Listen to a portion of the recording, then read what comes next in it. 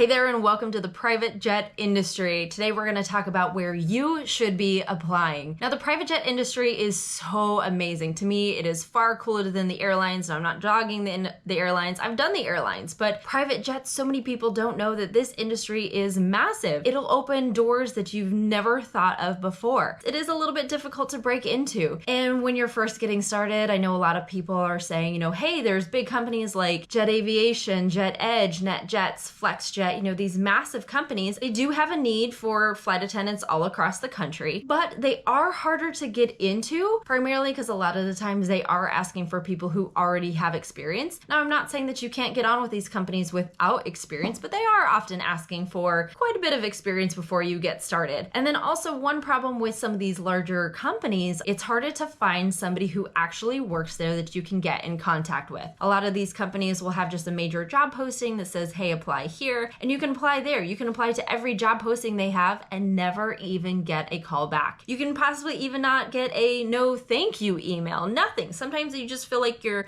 entirely ghosted by these huge companies. Now myself, when I first got started, I started applying to NetJets and I thought, oh, this would be amazing. I love their schedule, the opportunity, this would be incredible. So I got online and I applied to NetJets. Didn't hear anything.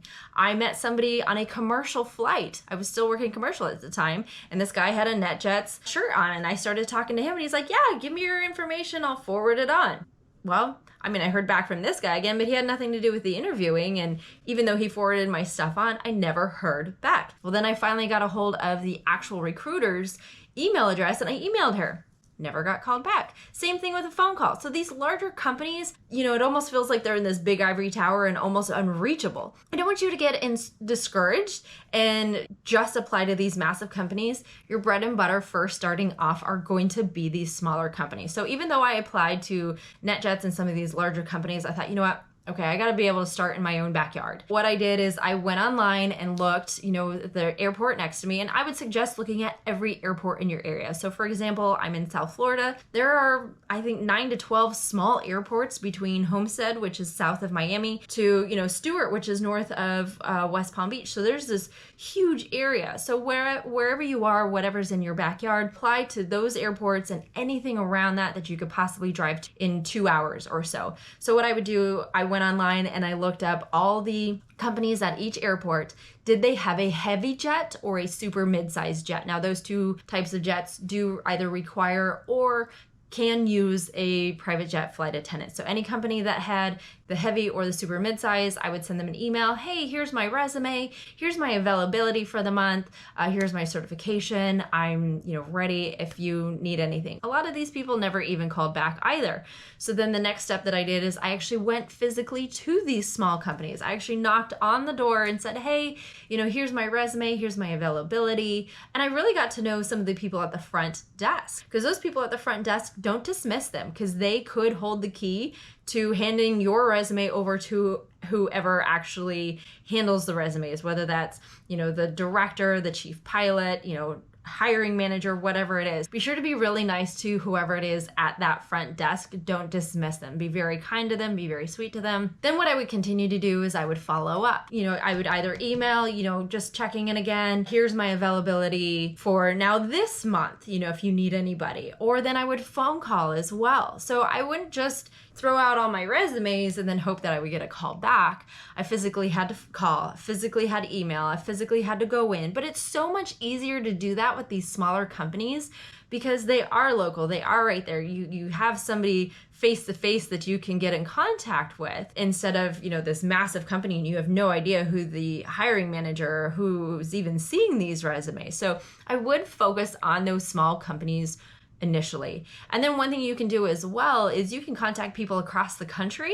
So I'm in South Florida. I'm in contact with people in New Jersey, in Atlanta, in Chicago, and saying, hey, I am in South Florida. If your jet ever comes through this area, let me know. I am available for these types of dates, blah, blah, blah. And I've gotten many phone calls that way.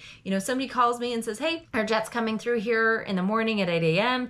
Are you able to do a 2-day trip? Why, yes, I am. So my network is not just here. It is across across the country. And I'm not just targeting these massive companies. Now, if you do have a big goal to get on with one of these big companies eventually, awesome. But they're going to want you to have experience. Don't forget about these small companies. And sometimes these small companies will even pay bigger than these bigger companies. Sometimes the quality of life can be better at these smaller companies than at the larger ones. You can have a more tailored schedule. You have maybe a little bit more negotiating power with these small companies. So don't forget the small ones. And I call them small only because, they may not have offices nationwide, but you never know. Maybe these small companies do have airplanes based in 4 other cities across the country, and they have a little bit wider reach than you may be thinking of. What I'm trying to say is do not discount the small companies. Don't forget about them. Don't just shoot for these large companies, but when you're first getting started, start with the small ones. I do have a list on my website of companies across the country, so take a look at that.